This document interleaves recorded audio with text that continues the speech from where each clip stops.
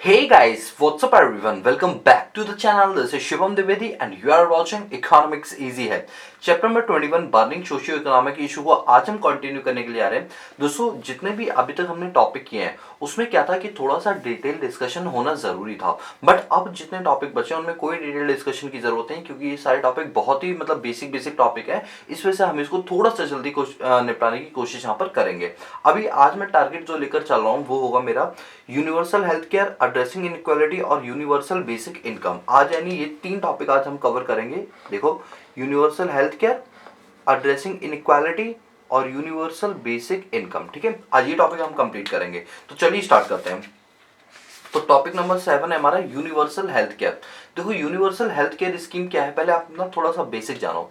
देखो क्या होता है कि कोई भी सरकार जब आती है तो वो हमेशा फोकस करती है कि अगर हमारा हेल्थ केयर स्ट्रक्चर स्ट्रांग होगा तो वहां पे रहने वाले लोगों को प्रॉपर फैसिलिटी मिलती है तो वहां के लोगों की डेवलपमेंट होना जाहिर सी बात है कि डेवलपमेंट होगी। और अगर लोगों की पर्सनल लेवल पे अगर डेवलपमेंट होती है तो उन्हीं को जोड़कर जब देश की डेवलपमेंट निकाली जाती है, जिसको हम बोलते हैं ग्रॉस डोमेस्टिक प्रोडक्ट, वो भी हमें ज्यादा ही मिलता है। तो इसीलिए हर बंदा यानी हर सरकार क्या चाहती है कि जो भी लोग हमारे यहाँ पर रह रहे हैं, हमारी कंट्री में रह रहे हैं, अपनी कंट्री के हर सिटीजनशिप को हम क्या प्रोवाइड करें, एक बेहतर हेल्थ केयर सर्विस प्रोवाइड करें, क्योंकि इंडिया के हर पर्सन को हेल्थ केयर की फैसिलिटी प्रोवाइड कराना बहुत ज्यादा जरूरी है। और आपने अभी देखा ही था कि कोविड-19 के टाइम पर हमने अपने हेल्थ स्ट्रक्चर को कोलैप्स होते हुए देखा। कोलैप्स का मतलब होता है गिरते हुए देखा, जहां पर हमारे यहाँ पर बेड्स की कमी इतनी ज्यादा पड़ गई थी कि पेशेंट्स को जमीन पे भी लिटाने के हमारे पास स्पेस की कमी पड़ गई। यहां से हमें ये समझ आता है कि अगर इकोनॉमी के अंदर हमने हेल्थ केयर सर्विसेज पर पैसा इन्वेस्ट नहीं किया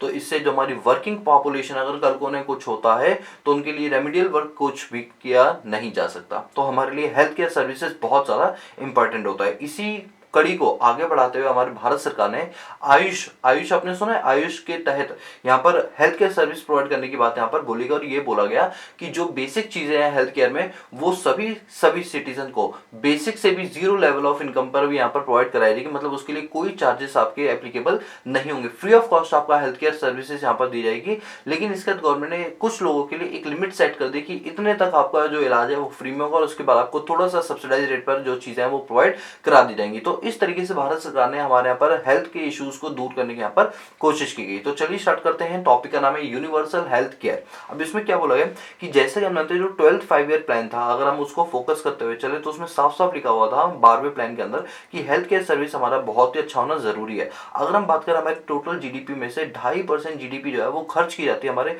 हेल्थ केयर सर्विसेज पर। इवन गवर्नमेंट भी कमिट करती है कि आने वाले समय के अंदर हम इसके अंदर जो फंड की एलोकेशन है वो बढ़ा देंगे। अच्छा, फंड की एलोकेशन बढ़ाने का मतलब ये होता है कि जितना पैसा आज हम खर्च कर रहे हैं वो आने वाले समय के अंदर और भी ज्यादा यहाँ पर पैसे यहाँ पर खर्च करते हुए नजर आएंगे। अगर हम बात करें हेल्थ केयर जो सफरिंग अभी कंट्री कर रही है वो बहुत ही ज्यादा सीवियर पोजीशन में है, क्योंकि गवर्नमेंट की जो स्पेंडिंग्स है या कह लो एक्सपेंडिचर्स हैं वो उतने ज्यादा नहीं है। बट हाँ, अगर हम देखें पूरे वर्ल्ड में अगर देखें तो इंडिया में सबसे ज्यादा हेल्थ के ऊपर क्या किया जाता है, खर्चा यहाँ पर किया जाता है। और इस आइडिया पर बहुत ज्यादा डिबेट होती है। इवन जब इलेक्शंस भी होते हैं तो सबसे पहला मुद्दा यही उठाया जाता है, जिसमें होता है ना एजेंडा बनाते हैं वो अपने 5 सालों का, तो उस एजेंडा के अंदर भी वो लोग हेल्थ केयर सर्विसेज को जो है एड्रेस करते हुए यहाँ पर चलते हैं। अगर हम चैलेंजेस की बात करें तो भारत के पास क्या क्या चैलेंजेस हैं जिसको लेकर यहाँ पर चिंता जताई जा सकती है। सबसे पहली बात यह है कि जो यूनिवर्सल हेल्थ केयर जो प्रैक्टिस है वो बहुत ही ज्यादा डिफिकल्ट है। मतलब आप कह दो कि हाँ हम हेल्थ केयर सर्विस अच्छे कर देंगे तो कहने से नहीं होता।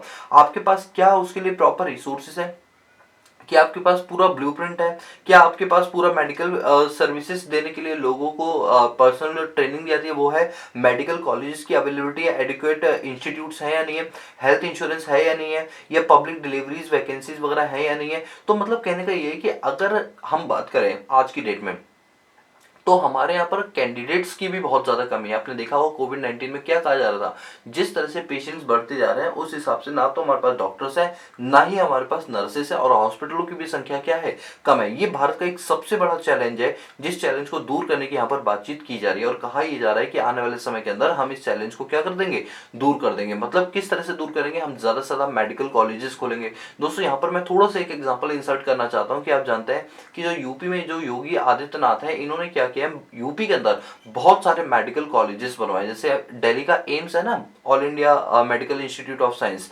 तो इस तरह से इन्होंने क्या किया, बहुत सारे बड़े बड़े मैसिव स्केल पर यूपी के अंदर क्या खोले हैं, मेडिकल कॉलेजेस खोले हैं, जिसके अंदर क्या होता है कि जो मेडिकल वाले छात्र होते हैं, जो स्टूडेंट होते हैं, वो वहां पर आके ट्रेनिंग करते हैं, और इवन वहां पर जो है आप जैसे ओपीडी या ऑपरेशन वगैरह जो थिएटर्स होते हैं वो सब कुछ वहां पर अवेलेबल होंगे, क्योंकि जिस कंट्री का हेल्थ स्ट्रक्चर स्ट्रांग है वहां की वर्किंग पॉपुलेशन जो है वो ज्यादा अच्छे से काम कर पाएगी। सोच के देखो ना, हमारे यहाँ यूथ है और हमारा हेल्थ केयर सर्विसेज नहीं होगी तो क्या यूथ तरीके से काम कर पाएगा, नहीं कर पाएगा, और जब तरीके से काम नहीं करेगा तो जीडीपी पर भी इसका नेगेटिव इंपैक्ट हमें देखने के लिए यहाँ पर मिल सकता है। मेरी बात समझ रहे हो? अब बात करते हैं जो इंडिया है उसका क्या आइडिया था, उन्होंने क्या अप्रोच अपनाई अपनी हेल्थ केयर सर्विसेज को अच्छा करने के लिए। तो यहाँ पर लिखा हुआ है कि जो गवर्नमेंट ऑफ इंडिया है उन्होंने क्या किया, यूनिवर्सल हेल्थ केयर सर्विसेज लेकर आए। अच्छा, यूनिवर्सल हेल्थ केयर सर्विसेज का मतलब क्या होता है कि अगर एक जगह पर हेल्थ केयर सर्विस आपको ऐसी मिल रही है तो दूसरी ये भी आपको सेम सर्विस मिलेगी। मतलब आप ये नहीं कह सकते कि दिल्ली के एम्स के अंदर हमें ज्यादा फैसिलिटी मिल रही है और यूपी के जो मेडिकल कॉलेजेस है उनमें नहीं मिल रही है, ऐसा नहीं है। हर जगह हम यूनिवर्सल अप्रोच यहाँ पर चलाना चाहते हैं, जिसको लेकर सन 2017 में गवर्नमेंट के द्वारा नेशनल हेल्थ पॉलिसी का गठन किया गया। किसका? नेशनल हेल्थ पॉलिसी का। अब ये कब हुआ था? अराउंड आप समझ लो जैसे जून का महीना था, जून जुलाई का महीना था, जहां पर इसको अनाउंस किया गया था। इसमें क्या फोकस किया था? दो बड़े बड़े मेन ऑब्जेक्टिव पे फोकस किया गया था, जिसका नाम था प्रिवेंटिव और प्रमोशन। क्या था? प्रिवेंटिव और प्रमोटिव। ठीक है, प्रिवेंटिव और प्रमोटिव। अच्छा, प्रिवेंटिव का मतलब क्या होता है कि जो भी बीमारियां हो रही है उनसे कैसे लोगों को अवेयर करके उनको पहले ही बचा लिया जाए, और दूसरा यहाँ पर फोकस किया गया कि अगर हो जाता है तो इसको कैसे प्रमोटिव किया जाता है, किस तरह से इसको दूर किया जाता है। इन दो चीजों पर यहाँ पर सबसे ज्यादा फोकस किया गया था। और यहाँ पर जो सरकारें थी उन्होंने कहा था कि इस स्ट्रक्चर के अंदर जो नेशनल हेल्थ पॉलिसी 2017 है, इस स्ट्रक्चर के अंदर हम जो हेल्थ केयर सर्विसेज है वो हर इंसान तक पहुंचाने की कोशिश करेंगे, गरीब से लेकर अमीर से अमीर तक ये चीजें हम पूरी कोशिश करेंगे इसको पहुंचाने के लिए। अब बात बताता हूं मैं आपको, नेशनल हेल्थ पॉलिसी 2017 के जो प्राइमरी उद्देश्य थे, प्राइमरी एम थे, वो क्या थे? प्राइमरी एम ये थे कि गवर्नमेंट ऑफ इंडिया फोकस कर रही थी किस चीज पे? सबसे पहले हेल्थ में इन्वेस्टमेंट पर। सबसे पहले क्या करें? हेल्थ सेक्टर के अंदर खूब सारा इन्वेस्टमेंट करें ताकि लोगों को हम ज्यादा से ज्यादा सुविधाएं दे पाए। दूसरा उनका जो फोकस था वो था फाइनेंसिंग को लेकर, क्योंकि देखो इन्वेस्टमेंट करेंगे तो फाइनेंसिंग भी तो होनी चाहिए, मतलब पैसा कहाँ कहाँ से आएगा। गवर्नमेंट ने इस चीज को भी एड्रेस किया। गवर्नमेंट ने प्रिवेंशन ऑफ डिजीज की बात की। आपने देखा होगा जैसे HIV एड्स ये बहुत ज्यादा फैल रहा था, तो गवर्नमेंट ने क्या किया, इसको लेकर कई सारे कैंपेन चलाए, लोगों के अंदर अवेयरनेस फैलाई, जिससे इसको आज हम टैकल कर पा रहे हैं। पोलियो देखो हमारे इंडिया में कितनी बड़ी समस्या थी, कब किस बच्चे को पोलियो मार जाए कुछ पता नहीं चलता था, लेकिन आज की डेट में इंडिया ने पोलियो को जड़ से खत्म कर दिया। इंडिया में एक भी केस जो है वो पोलियो का नहीं है। तो ये क्या है, ये लोगों को अवेयर करवाया। अमिताभ बच्चन की क्या कि एडवर्टाइजमेंट किए गए, 2 बूंद जिंदगी की, आपने शायद सुना भी होगा। तो उनके एडवर्टाइजमेंट बहुत अग्रेसिव होते थे कि जाना ही पड़ेगा, इस टाइप से वो चीजें बताते थे, और हमें समझ आया कि हमारे लिए ये चीजें कितनी ज्यादा जरूरी है। नई नई टेक्नोलॉजीज को एक्सेस करना, मेडिकल प्लेटफॉर्म्स को बिल्डअप करना, लोगों के अंदर नॉलेज करना, better health care facility provide करवाना, रेगुलेशन करवाना, एश्योरेंस देना हेल्थ को लेकर, ये सारे हमारे क्या थे? प्राइमरी ऑब्जेक्टिव थे। ठीक है, जो बातें मैंने बोली सारी इसी में लिखी हुई है। ठीक है, अब बात करते हैं अप्रोचेस की, कि किस तरह से इन्होंने अप्रोचेस जो है वो चलाई अपनी हेल्थ केयर सर्विसेज को प्रमोट करने के लिए। देखो अप्रोचेस की अगर हम बात करें तो यहाँ पर साफ साफ लिखा है हमने कॉम्प्रिहेंसिव प्राइमरी हेल्थ अप्रोच को यहाँ पर चलाया। अच्छा, कॉम्प्रिहेंसिव का मतलब होता है जिसमें सारी की सारी चीजें जो है वो इंक्लूड कर ली जाती है। और यहाँ पर क्या बोला गया कि हम अपने हेल्थ केयर सर्विसेज को इस तरीके से बिल्डअप करेंगे कि उसमें सारी की सारी चीजें कवर हो। अगर मैं ये कहूँ कि नहीं जो माइल्ड फीवर वगैरह है या डेंगू चिकनगुनिया हम इसको कवर करेंगे, बाकियों को नहीं कवर करें तो कोई फायदा नहीं, क्योंकि हर बंदे के पास एक नई टाइप की बीमारी होती है। तो कहा ये क्या कि हम हर इंसान को सब्सिडाइज रेट पर जो है क्या प्रोवाइड कराएंगे, उनको हेल्थ केयर सर्विस प्रोवाइड कराएंगे, और कोशिश करेंगे कि हर इंसान को यहाँ पर कवर किया जाए, चाहे वो रिच हो या पुअर। बेसिकली फोकस किया गया था पुअर के ऊपर, क्योंकि अगर आप पुअर पे फोकस कर लो तो रिच तो अपने आप कवर हो ही जाएंगे। ठीक है, अब बात करते हैं इसके मेन जो प्रिंसिपल है, जो सिद्धांत है वो किस पर बेस्ड है। देखो जहां तक बात सिद्धांत की करें तो इनका मेन मोटिव क्या था, ये है मेन चीज।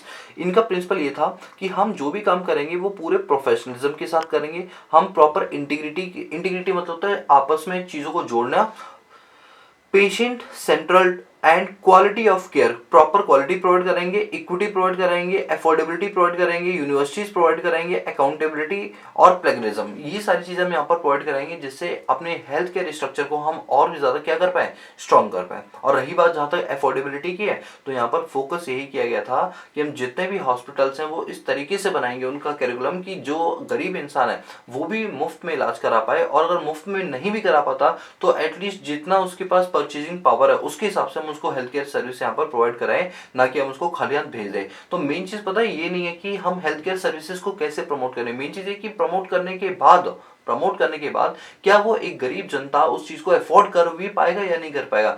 हमने क्या किया, ये कहा कि हार्ट की जो ट्रांसप्लांट सर्जरी होती है वो अब इंडिया में पॉसिबल है, लेकिन उससे हमें क्या फायदा पहुंचेगा, जब तक वो चीजें गरीबों को एक्सेस नहीं होंगी तब तक हमारे लिए वो सिर्फ एक एडवर्टाइजमेंट का ही रूप लेकर बैठेंगे, बाकी रियलिटी उसकी कुछ और होगी। तो यहाँ पर भारत सरकार के द्वारा यही फोकस किया गया कि हम जो भी चीज करेंगे उसको अफोर्डेबिलिटी तरीके से करें। अफोर्डेबिलिटी मतलब कि हर बंदा उसको क्या कर पाए, अफोर्ड कर पाए, हम उस पर क्या करेंगे, अपने पास फोकस करेंगे। ठीक है, इसके बाद क्या किया गया था, यहाँ पर हमने क्या किया था, प्लूरिस्टिक डिजाइन। अच्छा, प्लूरिस्टिक डिजाइन का मतलब है यहाँ पर कौन कौन से स्कीम्स वगैरह चलाई गई। जैसे आपने देखा कि अभी दिल्ली के अंदर जो अरविंद केजरीवाल है, इनके मैंने मेट्रो के अंदर कई सारे होर्डिंग बोर्ड्स देखे। इन्होंने क्या किया है कि अब हर जो रविवार यानी संडे होता है, जितने भी पार्क्स हैं उन पार्क्स के अंदर एक टीचर आएगा, योगा टीचर, जो योगा करवाएगा। ठीक है, योगा करवाएगा मतलब आपकी जो हेल्थ केयर सर्विसेज है उनको क्या करेगा, ये प्रमोट करेगा। ठीक है, इसी तरह से जो सेंट्रल गवर्नमेंट है उन्होंने आयुष योजना चलाई थी, जिसके तहत क्या था कि हर इंसान को इक्विटेबल तरीके से और अफोर्डेबल तरीके से क्या प्रोवाइड कराई जाएंगी, हेल्थ केयर सर्विसेज यहाँ पर प्रोवाइड कराई जाएंगी। इसके बाद गवर्नमेंट ने फोकस किस पे किया, फोकस ऑन प्रिवेंटिव केयर। अच्छा, प्रिवेंटिव केयर का मतलब क्या होता है, प्रिवेंटिव केयर का मतलब ये होता है कि जो प्राइमरी, अच्छा जैसे हम कहते हैं ना कि बीमारी आने से पहले अगर हमें उसका पता चल जाए तो उसका सही इलाज हो सकता है, जिसे बोलते हैं हेल्थ चेकअप। जनरली इंडिया के अंदर ये कॉन्सेप्ट अमीरों के पास ही चलता है, गरीब कभी हेल्थ चेकअप कराता ही नहीं, वो कहते हैं जब होगा तभी कराएंगे। अभी हेल्थ चेकअप क्या होता है, बेसिकली हेल्थ चेकअप ये होता है कि जो बीमारियां हमें हो सकती हैं, जो सिम्टम्स अभी नजर आ रहे हैं, उसको सिम्टम आने से पहले ही, मतलब सिम्टम दिखते ही हम उसको टैकल कर ले और उसको जड़ से ही क्या कर दें, खत्म कर दें। तो प्रिवेंटिव हेल्थ केयर सर्विसेज का भी होना बहुत ज्यादा जरूरी है। मुझे आज भी याद है कि जो गवर्नमेंट स्कूल्स हैं उनके अंदर क्या होता है कि हर साल में आई थिंक 2 या 3 बार एक डॉक्टर आते हैं और जो बच्चों का प्रॉपर चेकअप करते हैं और ये बताते हैं कि उनको किन किन चीजों की दिक्कतें हैं। अब ये होता है वो चेकअप क्या कॉस्टली होता है, अरे कॉस्टली क्या, फ्री में होता है। अब जब फ्री में होता है तो लोग ज्यादा से ज्यादा कराएंगे, इससे लोगों की हेल्थ जो है वो इंप्रूव होगी और जो वर्किंग पॉपुलेशन है हमारी वो अच्छे से क्या कर पाएगी, काम कर पाएगी, जो देश के हित के लिए बहुत ज्यादा जरूरी है। चलो ये सारी बातें तो कर ली, अब बात करते हैं फंडिंग्स की, कि फंडिंग कहाँ से आएगी, क्योंकि तो गवर्नमेंट ने इतनी सारी पॉलिसीज तो बना दी, अब फंडिंग कैसे होगी। तो फंडिंग के लिए बोला है कि जो भी हमारा जीडीपी है उसका 2.5% पार्ट हम किस में खर्च कर देंगे, इन सारी सर्विसेज के अंदर क्या कर देंगे, खर्च कर देंगे। और ये हमारी एक HWC जिसको बोलते हैं हेल्थ वेलनेस सेंटर, अब यहाँ पर क्या बोला गया कि हम हेल्थ वेलनेस सेंटर खोलेंगे। आपने सुना है कि गवर्नमेंट के कई सारे ऐसे सेंटर्स हैं जहाँ पे दारू और ये गुटखा पान मसाला इन सब चीजों को छुड़वाया जाता है। क्यों छुड़वाया जाता है, क्योंकि ये लोग क्या करते हैं वहां पर प्रॉपर काउंसलिंग करते हैं, जिससे लोग दारू और गुटखा पान मसाला खाना क्या कर देते हैं, छोड़ देते हैं। इस टाइप की जो चीजें होती हैं उनको बोलते हैं हेल्थ एंड वेलनेस सेंटर। तो ये गवर्नमेंट के द्वारा बहुत मैसिव स्केल पर क्या किया जा रहा है, ओपन किया जा रहा है। तो ये तो बात हो गई आपकी फंडिंग की। इसके बाद हम बात करते हैं प्राइवेट पार्टिसिपेशन। अब देखो गवर्नमेंट अकेले तो कोई काम कर नहीं पाएगा, तो ऐसे में प्राइवेट लोगों का भी हाथ होना बहुत ज्यादा जरूरी है। तो दोस्तों प्राइवेट सेक्टर ने तो बढ़ चढ़ के इसमें पार्टिसिपेट किया है, क्योंकि इनके पास क्या है, टेक्नोलॉजी भी है, इनके पास फंडिंग्स भी है, इनके पास सब चीजें हैं। तो जब हम इनको प्रमोट करेंगे तो ये मैसिव स्केल पे क्या होंगे, प्रमोट होंगे। अगर आप आज भी देखो तो बड़े बड़े हॉस्पिटल्स फेल हो जाते हैं प्राइवेट के सामने, और प्राइवेट के अंदर वो चीजें आसानी से होती है। बस ये कि आपका पैसा जाता है, जाता क्या, बहता है पूरा, जैसे पानी बहता है ना उस वजह से बह जाता है। लेकिन ये कि हाँ कहीं ना कहीं जो हेल्थ केयर सर्विसेज हैं वो आज के प्राइवेट सेक्टर थोड़ा सा ज्यादा अच्छा जो है परफॉर्म कर रहा है। सारे प्राइवेट नहीं, कुछ प्राइवेट है जो, जैसे गुड़गांव के अंदर मेदांता है, आपने शायद सुना होगा, हरियाणा में मेदांता हॉस्पिटल है। उस हॉस्पिटल में जाओगे तो जमीन पे गिरी हुई चीज भी आप उठा के खा लोगे, क्योंकि इतनी नीट एंड क्लीन है, इतनी साफ सफाई है। मैं तो जब वहां पे गया तो मैं बहुत चक्कर सा रह गया था कि मतलब जैसे मूवीज में नहीं दिखाते हॉस्पिटल्स होते हैं नीट एंड क्लीन होते हैं, एकदम से डॉक्टर आते हैं, नर्सेस उस ड्रेस में आती हैं, तो प्रॉपर वैसे ही वहां पे मैकेनिज्म था। ऐसा लगता है हम किसी मॉल के अंदर एंट्री मारी हो, और रियलिटी में वो एक हॉस्पिटल था, इतना नीट एंड क्लीन था। इससे समझ आता है कि अगर गवर्नमेंट हॉस्पिटल्स भी चाहें तो वो नीट एंड क्लीन कर सकते हैं, लेकिन वही बात है कि वहां पे रेगुलेशन करने वाला रेगुलेटरी अथॉरिटी ऐसी नहीं है जो इन चीजों को देखे, क्योंकि उन्हें फंड्स नहीं मिल रहे हैं। यहाँ पर क्या होगा ना, गवर्नमेंट जो हॉस्पिटल्स होंगे यहाँ पर पेशेंट से मिलता कुछ नहीं है, तो इस वजह से यहाँ पर जो फैसिलिटी है वो उसी हिसाब से दी जाती हैं, जो कहीं ना कहीं गलत चीज़ है। ठीक है, ये हो गया।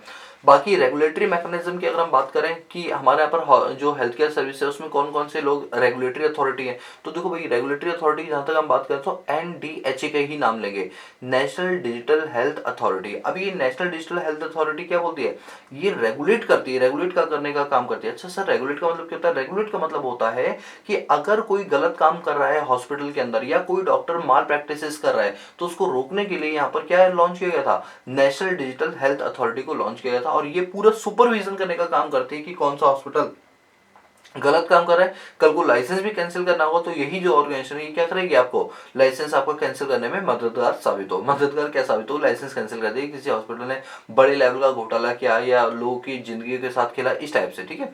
अच्छा वॉलंटरी सपोर्ट की अगर हम बात करें तो हाँ, रूरल सेक्टर के अंदर क्या होता है, कुछ ऐसे प्रोफेशनल्स होते हैं जो हफ्ते में एक दिन जो है वो रूरल एरियाज में जाके फ्री ऑफ कॉस्ट वहां पर क्या करते हैं, हेल्थ केयर सर्विसेज। आपने देखा नहीं, आपकी गली मोहल्ले में कैंप्स वगैरह लगते होंगे कि आइज का चेकअप करा लो, बॉडी का चेकअप करा लो। ये क्या होता है, ये फ्री ऑफ कॉस्ट होता है। तो इसमें जो डॉक्टर्स होते हैं उनकी टीम क्या करती है कि वो कहती है कि हम 6 दिन तो पेड सर्विस करेंगे और एक दिन हम फ्री सर्विस करेंगे, जहाँ गाँव गाँव कस्बों तक या जो गाँव ऐसे जहाँ पर हेल्थ केयर प्रॉपर सर्विस नहीं है वहां जा जाकर हम क्या करेंगे, अपने यहाँ पर फ्री ऑफ कॉस्ट उनका क्या करें, हेल्थ केयर ट्रीटमेंट करेंगे। तो ये होती है आपका वॉलंटरी सपोर्ट। और रही बात बैकग्राउंड की, तो बैकग्राउंड में तो बस आपको इतना जानना है कि जो भी अभी मैंने आपको बताया कि नेशनल हेल्थ पॉलिसी होती है, फैमिली प्लानिंग पॉलिसी होगी, गवर्नमेंट के द्वारा ये सारी चीजें चलाई थी। इवन आयुष्मान भारत की स्कीम को लॉन्च किया था जिसने क्या किया, अराउंड 10 करोड़ जो गरीब लोग हैं उनको क्या किया, हेल्थ केयर सर्विस प्रोवाइड किया गया। इवन यहाँ पर हेल्थ इंश्योरेंस तक करा के दिया गया था गरीब लोगों का। आयुष योजना के तहत 5 लाख रुपए की कवरेज दी गई थी कि अगर साल के बीच में कहीं भी किसी भी इंसान के साथ कोई दुर्घटना घटती है तो उसको 5 लाख रुपए का मुआवजा दिया जाएगा,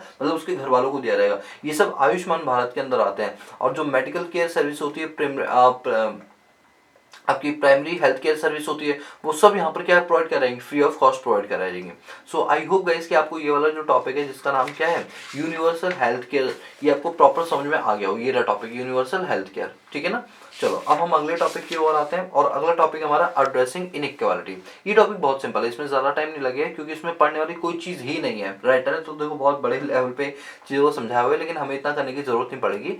एड्रेसिंग इनइक्वालिटी का मतलब क्या होता है, देखो आप ग्लोबलाइजेशन के जमाने में रह रहे हो जहां पर चीजें बहुत ज्यादा इंटीग्रेटेड है, वर्ल्ड वाइड इकोनॉमी के साथ आप क्या हो, कनेक्टेड हो। और ऐसे में अगर आपको ये पता चले कि कुछ सेक्टर्स ऐसे हैं जहां पर इनइक्वालिटी आज भी देखने के लिए मिल रही है, तो ये बहुत चिंता का विषय बन जाता है। अच्छा इनइक्वालिटी का मेरा मतलब यहाँ पर ये है कि कुछ ऐसे सेक्टर्स हैं जिन पर फोकस सबसे ज्यादा किया जा रहा है और कुछ ऐसे सेक्टर जिनके ऊपर फोकस नहीं किया जा रहा है। तो एक्सपर्ट का मानना है कि अगर देश में इनइक्वालिटी बनी रहेगी तो ऐसे में क्या होगा, लोगों को हर्ट होगा, लोगों के अंदर प्रॉब्लम्स आएंगी और इनइक्वालिटी और मैसिव स्केल पे पहुंच जाएगी। और अगर देश में इनइक्वालिटी बढ़ जाएगी तो सोच के देखो कि डेवलपमेंट तो होना बहुत ही मुश्किल है, क्योंकि डेवलपमेंट करने के लिए इक्वालिटी की भावना होना बहुत ज्यादा यहाँ पर जरूरी है। और जहां तक बात करते हैं हम अपनी इनइक्वालिटी को लेकर, तो हमारी न्यू वर्ल्ड वेल्थ जो रिपोर्ट आती है वो ये बताती है कि इंडिया के अंदर बहुत ही ज्यादा इनइक्वालिटी पाई जाती है। जबकि अगर हम गल्फ कंट्रीज की बात करें, यूके की बात करें, जर्मन की बात करें, ऑस्ट्रेलिया की बात करें, जापान की बात करें, यूएसए की बात करें, वहां पर इक्वालिटी जो है वो देखी जाती है और इंडिया में इनइक्वालिटी ज्यादा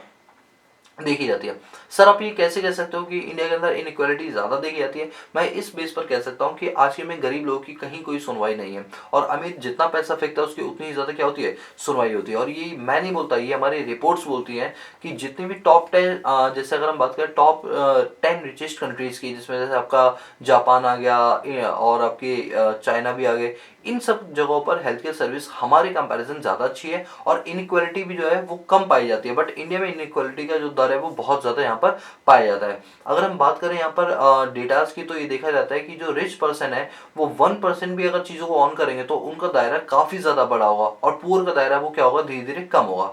बाकी अगर हम बात करें, ये सारी स्टैटिक पोर्शन है, आपको इसको करने की जरूरत नहीं है। स्टैटिक पोर्शन का मतलब होता है जैसे डेटा दे देते हैं ना कंपैरिजन करने के लिए, तो वो डेटा तो आपको वैसे भी याद नहीं करना। ठीक है। इसके बाद बात करते हैं इनइक्वालिटी की। अगर हम बात करें तो किस तरह से हम इसको चेक कर सकते हैं और हमें क्यों जरूरत है इसको चेक करने की। देखो ऐसा होता है कि हमें हमेशा लाइफ में मल्टी डायमेंशनल अप्रोच यूज करनी चाहिए। अच्छा मल्टी डायमेंशनल का मतलब क्या हुआ कि सिर्फ एक तरफा या एक निगाहों से नहीं देखना चाहिए, बल्कि आपको अलग अलग एंगल से चीजों को देखना चाहिए, तो आपको समझ आएगा कि उसमें क्या सही हो रहा है और क्या गलत हो रहा है। अगर हम बात करें world economic forum global report की जो 2016 में पब्लिश हुई थी, उसमें ये पाएगा कि इनकम की जो डिस्पैरिटीज है वो कहीं ना कहीं लोगों के अंदर भेदभाव भेदभाव को जो है वो पैदा करती है, यानी इनइक्वालिटी को पैदा करती है, और इसको डेमोन्स्ट्रेट करने के लिए बोला गया कि इकोनॉमिक इनइक्वालिटी भी यहाँ पर बढ़ती हुई नजर आती है। अच्छा, इकोनॉमिक इनइक्वालिटी का मतलब ये है कि जब सोसाइटी के अंदर अमीर और गरीब के बीच में अंतर बढ़ जाएगा तो ऑब्वियस सी बात है यहाँ पर इनइक्वालिटी वर्ल्ड वाइड नहीं मतलब उस कंट्री के अंदर देखने को यहाँ पर ज्यादा मिलेगी। और यही रीजन है कि आपने खुद भी नोटिस ही किया होगा कि कभी कभी आप गवर्नमेंट दफ्तरों में जाते हो तो आप क्या बोलते हो कि यहाँ तो बिना करप्शन के कोई काम ही नहीं होता है, क्योंकि अब करप्शन मतलब क्या है, जो अमीर है वो पैसा फेंके उसका काम होगा, जो गरीब है वो बेचारा लाइन में भी लगा लेकिन फिर भी उसका काम यहाँ पर नहीं होगा। अब बात करते हैं कि इसको किस तरह से दूर किया जा सकता है। देखो रेमेडीज लिखा हो ना, प्लीज आप अपनी बुकों में लिख लो। रेमेडीज का मतलब होता है इसको कैसे सॉल्व करना है, हाउ टू सॉल्व। तो गवर्नमेंट ने इसके लिए कई मुहिम चलाई, जिसमें से हमारे जो राइटर है रमेश सिंह सर है, इन्होंने दो बेसिक चीजों पर फोकस किया, जिसमें सबसे पहली चीज इन्होंने बोली है प्रोग्रेसिव टैक्सेशन। अच्छा, प्रोग्रेसिव टैक्सेशन का मतलब क्या होता है? देखो हमारे यहाँ पर टैक्स दो टाइप के होता है, डायरेक्ट और इनडायरेक्ट। एक होता है प्रोग्रेसिव इन नेचर और एक होता है regressive in nature. Progressive tax वो होता है जहां पर आपकी इनकम कुछ भी नहीं है फिर भी आपको कोई टैक्स देने की जरूरत नहीं है, जितनी ज्यादा इनकम होगी टैक्स का रेट उतना ही बढ़ता चला जाएगा, that is called be progressive. लेकिन अगर हम इनडायरेक्ट टैक्स में जीएसटी की बात करें तो अगर मैं 5 रुपए के पार्ले-जी बिस्किट खरीद रहा हूँ मुझे भी उतना टैक्स देना है, मुकेश अंबानी खरीद रहे हैं उनको भी इतना टैक्स देना है, तो चाहे अमीर हो चाहे गरीब हो सबको इक्वल टैक्स देना है। ये होता है रिग्रेसिव इन नेचर, कि जैसे एक कुत्ता होता है वो किसी को भी काटेगा, किसी से भी उसको भेदभाव नहीं है, ठीक उसी तरह इनडायरेक्ट टैक्स हमारे रिग्रेसिव नेचर के होता है। तो कहा ही जा रहा है कि अगर हमें इनइक्वालिटी को दूर करना है और इक्वालिटी को बढ़ावा देना है तो ऐसे में जो हमारा टैक्स स्ट्रक्चर जो रिग्रेसिव नेचर का उसको कन्वर्ट करना पड़ेगा प्रोग्रेसिव नेचर में। प्रोग्रेसिव का मतलब है कि एक लिमिट तक जो है आप चीजों को सेट कर दो कि यहाँ तक आपको कोई टैक्स देने की जरूरत नहीं है, उसके बियॉन्ड अगर आप कोई चीज खरीदते हो तो इन दैट केस आपको जो है टैक्स थोड़ा ज्यादा देना पड़ेगा। आपकी गुड्स की वैल्यू के हिसाब से टैक्स का अमाउंट क्या होता रहेगा, बढ़ता चलाएगा। इसको बोलते हैं प्रोग्रेसिव टैक्सेशन, ठीक है, जिससे इनइक्वालिटी को यहाँ पर दूर किया जा सके। और यही रीजन है कि गवर्नमेंट ने जीएसटी को इंट्रोड्यूस किया, क्योंकि जीएसटी के दायरे में आने के बाद क्या हुआ, वन नेशन वन टैक्सेशन को प्रमोट किया गया और इससे ये समझ आया है कि जीएसटी ने कई सारी चीजों को यहाँ पर क्या कर दिया है, सॉल्व कर दिया है। अब बात करते हैं सोशल स्पेंडिंग की।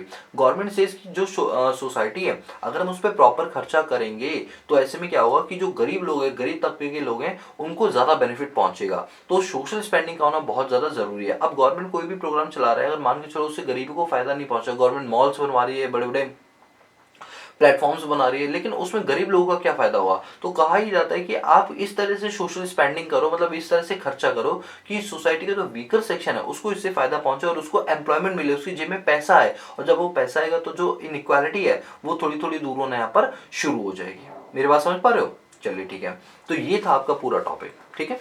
अब हम बात करते हैं यूनिवर्सल बेसिक इनकम की।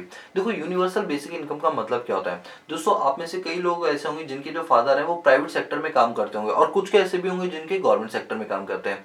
अच्छा, गवर्नमेंट सेक्टर के अंदर कोई भी पोस्ट होती है तो उसमें कहा जाता है कि मिनिमम सैलरी, एक मान के चलो अकाउंटेंट की बात करते हैं कि एक प्राइवेट कंपनी के अकाउंटेंट को सैलरी मिलती है अराउंड 15 से 20 हजार रुपए, लेकिन यही अगर हम गवर्नमेंट की बात करें तो उनकी स्टार्टिंग होती है 35 हजार रुपए से।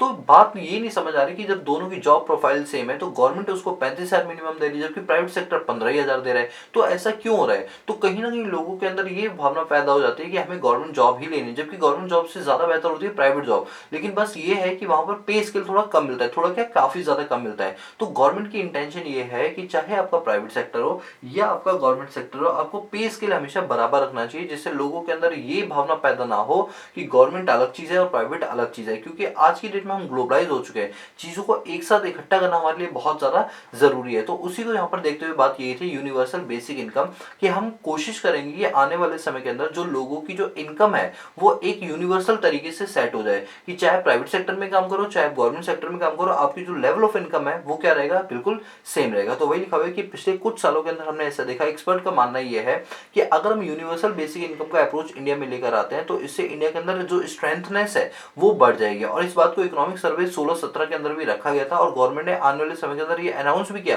कि वो एक स्कीम है, उस स्कीम को लॉन्च करके वो क्या करेंगे, कहीं ना कहीं जो इक्वालिटी है उसको लाने की यहाँ पर कोशिश करेंगे। इवन गवर्नमेंट ने क्या किया हुआ है, चाहे गवर्नमेंट जॉब के आप किसी भी डिपार्टमेंट के अंदर काम करते हो, चाहे मिनिस्ट्री ऑफ फाइनेंस में हो चाहे आप इलेक्शन कमीशन में हो, हर जगह जो पे स्केल रहेगा आपकी रैंक के हिसाब से वो क्या रहेगा, सेम रहेगा। ऐसा नहीं कि अगर accountant election commission of India में तो उसको सैलरी 50 मिल रही है और ये दूसरे गवर्नमेंट डिपार्टमेंट तो उसको सैलरी 35 मिल रही है, ऐसा नहीं होगा। सब जगह आपकी सैलरी का लेवल क्या रहेगा, सेम रहेगा। और इसी को बोला जाता है यूनिवर्सल बेसिक इनकम। ये गवर्नमेंट ने पता है क्यों किया? गवर्नमेंट ने इसलिए किया ताकि जो इनइक्वालिटी की जो सिचुएशन चल रही है उस इनइक्वालिटी की सिचुएशन को यहाँ से क्या किया जा सके, दूर किया जा सके। इसके लिए ये सारे प्रोग्राम यहाँ पर चलाए गए हैं। मेरी बात समझ रहे हो? इवन गवर्नमेंट ने इसी पायलटेड स्कीम के अंदर खूब सारे पैसे भी खर्च किए हैं जिससे कि इनकम इनइक्वालिटी को यहाँ पर देखा जा सके। ठीक है, अब देख लेता हूँ इसमें कुछ ऐसी चीज़ है जो आपको बताने लायक होगी तो मैं आपको बताऊंगा। बाकी इसमें भाई ऐसा कुछ भी नहीं है जो मैं आपको बताऊं, क्योंकि ये सारी चीज़ें जितनी भी दे रखी है ना, ये थोड़ा स्टैटिक पोर्शन, और मैंने आपको पहले ही बोला था कि यहाँ पर जो टॉपिक्स दे रखे हैं वो कुछ खासा इंपॉर्टेंट नहीं है, इसलिए बस आपको एक सरफेस नॉलेज लो और चीज़ों को आगे बढ़ाओ। क्योंकि जो पीछे जो चैप्टर थे वो सबसे ज़्यादा मेन थे। ये तो क्या है ना, ये चैप्टर का नाम है सोशियो इकोनॉमिक इशू, मतलब जो थोड़े बहुत इशू चल रहे हैं उन पर थोड़ा सा हम डिस्कशन कर लें, जो हम अपने करंट अफेयर के अंदर इन चीज़ों को और ज़्यादा अच्छे से कवर कर सकते हैं। मेरी बात समझो? तो आज की क्लास में जो मैंने आपके सामने 3 टॉपिक रखे थे, तो वो तीनों के तीनों टॉपिक हो गए। दोस्तों कभी माइंड में ये मतलब ना सर आपको ज़्यादा जल्दी नहीं करा रहे, जो टॉपिक अच्छे होते हैं मैं उनको देखो अच्छे से कराता हूँ, जो एग्जाम के लिए इंपॉर्टेंट भी होते हैं, और जो टॉपिक सिर्फ नॉलेजेबल होते हैं तो हम नॉलेजेबल पार्ट के हिसाब से उनको उठाते हुए चलते हैं। तो आज हमने यूनिवर्सल वाला भी पॉइंट कर लिया, एड्रेसिंग इनइक्वालिटी भी कर लिया, और अपने पास यूनिवर्सल बेसिक इनकम भी कर ली। ठीक है, तो आज की क्लास के लिए अभी हम इतना ही रखते हैं, बाकी मिलते हैं नेक्स्ट क्लास में। दोस्तों काम पसंद आ रहा हो तो चैनल को लाइक शेयर सब्सक्राइब करना मत भूलना, और साथ ही साथ बेल आइकन प्रेस कर देना, जिससे जब भी हम कोई नई वीडियो अपलोड करें तो आपको उसकी नोटिफिकेशन मिल जाए। और साथ ही साथ आप हमारा टेलीग्राम चैनल भी ज्वाइन कर सकते हो जिसका नाम है इकोनॉमिक्स इजी है। वैसे मैंने लिंक डिस्क्रिप्शन बॉक्स में दे रखा है, उस पर क्लिक करके आप उस चैनल को ज्वाइन कर सकते हैं। सो गाइस आज के लिए इतना ही, बाकी मिलते हैं नेक्स्ट क्लास में, तब तक के लिए पीस आउट।